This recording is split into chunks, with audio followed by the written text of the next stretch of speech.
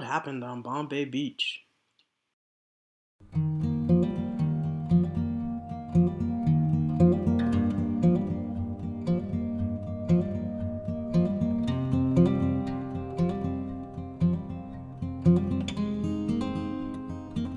This is Bombay Beach. It didn't always look like this. Before the art, there was just poverty. Before the poverty, there was affluence. Before affluence came war. Before the war, there wasn't a beach at all.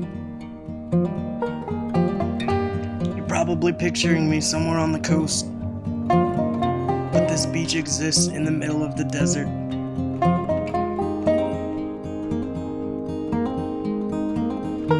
In 1905, the Colorado River took a drastic turn and created a giant saline lake in the middle of the desert. Some people say that it was an accident. Some people say that it was created by man. I don't know that it really matters anymore.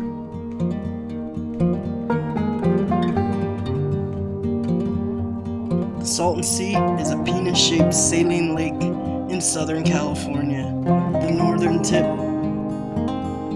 just a few hours from Los Angeles, and the southern tip just a few hours from San Diego.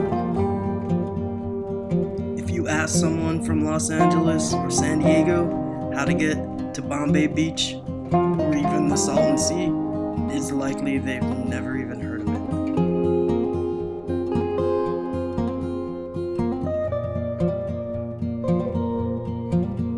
Because the salt content is so high, much higher than the ocean, it took them a while to find some fish that could survive, but eventually they found some corvina and some mullet, and they were able to populate the sea with fish. I guess that's where the story begins.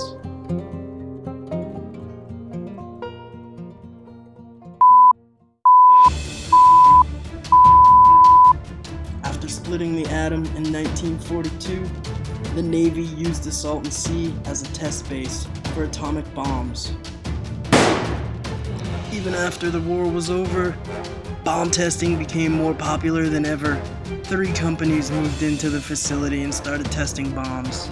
In the 1950s, a Strategic Air Command bomber accidentally dropped a real nuclear bomb containing uranium into the Salton Sea.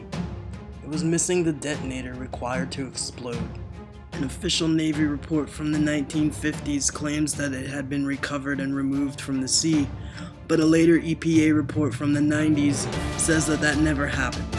When they moved the operation to Arizona in the 50s, the AEC required around-the-clock surveillance near just one of the Navy's 12 bomb targets. Armed speedboats were required to man the site and report to the FBI immediately if unable to keep guard. If the bomb had been recovered, why? Enter the era of the California Riviera. The sea had become such a tourist attraction that the Navy shut down their operations. Celebrities like Frank Sinatra, Jerry Lee Lewis, the Beach Boys, and Lucy and Desi became common sights at the sea. But it was too late. The sea was already dying. There's no water that comes into the sea. There's no inlets. So, there's no rainfall. You're in the middle of the desert. So that's it. It's just drying up. And as the water evaporates, the salinity rises. And as the salinity rises, the oxygen falls. And as the oxygen falls, combined with the 130-degree summers, the fish are all dying. In fact, it looks like it has white sandy beaches, but really, it's just bits of bone. And the sick fish are killing all the birds. The Salton Sea is vital to over 300 species of birds in the Pacific Flyway. Congressman Sonny Bono was a champion for the Salton Sea.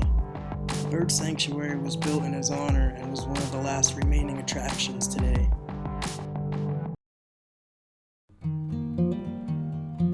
Most of the rich people abandoned their lots after a few floods in the 90s. lots were either sold off or left to rot. Artists came in a few years ago and started buying lots for about $200 a piece. They started a yearly festival called Bienniale, which I guess is supposed to be a joke.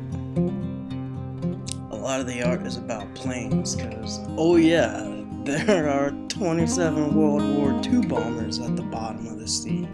It also has 3 active volcanoes, and it's right on the San Andreas fault line. But if you come on the right day, at the right time, it looks like this.